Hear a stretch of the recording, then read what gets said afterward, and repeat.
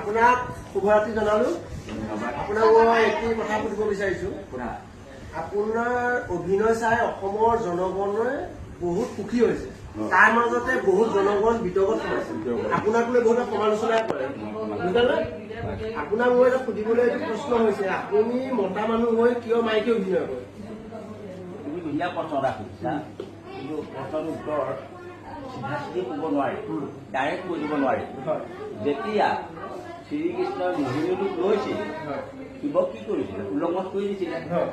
যদি স্বয়ং ভগৱানেও যেতিয়া মোহিনীটোক ল'ব পাৰে, আমিনো কোন দুটা? আমিতো নাৰী হ'ব পাৰোঁ।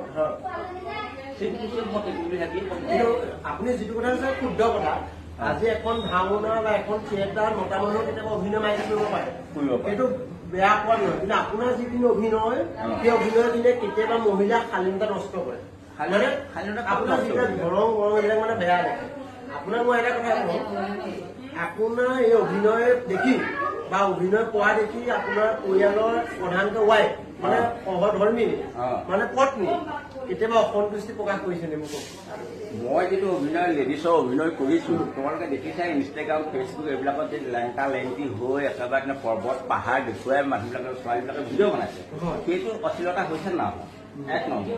মই ক'ত এনেকুৱা অশ্লীলতা থকা দেখিলা? কোনটো ভিডিঅ'টো অশ্লীলতা দেখিলা? তুমি যে তুমি কৈছা, ঠিকেই ক'লা, ভালেই লাগিলে শুনি। অশ্লীলতা থকা ভিডিঅ' এটা মোক দেখুৱাই দিয়ে। মই কোনটো ভিডিঅ'ত অশ্লীলতা আহিছে মাইকী মানুহৰ কাৰণে? আৰু মাইকী মানুহৰ অভিনয় কৰাটো বেয়া কথা নেকি? ভাওনাবিলাকতো মইতো অভিনয় কৰোঁ, মাইকী লেডিজ, মই চাদৰ মেখেলা ধুনীয়াকৈ অভিনয় কৰোঁ। তাৰ ফালে মোক হ'লে তোমালোকে বাহ বাহ ভাল লাগিছে এই বুলি কোৱা। এইখন কি বস্তু?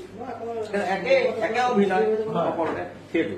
আৰু মই লেডিজ অভিনয় মোৰ মাইকী বা মোক মাইকী মানুহ বা ঘৰত কোনো সেইটো এটা ডাবুল নিদিয়ে।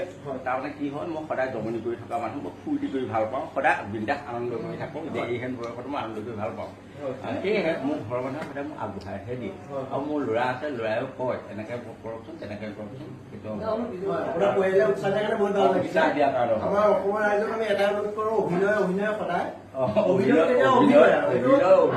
আপোনাৰ মানে মোহিন ককাৰ যিটো অভিনয় কৰিছে সেই অভিনয় তেখেতে অভিনয় কৰিছে, তেখেতৰ পাৰ্চনেল মই এটা অভিনয় কৰোঁ। আৰু তোমালোকে বেয়া পোৱা নাচাবা, আৰু ভাল পোৱা চাবা। হাঁহিবলৈ যে মই হাঁহি খোৰাক যোগাবৰ কাৰণেহে কৰোঁ।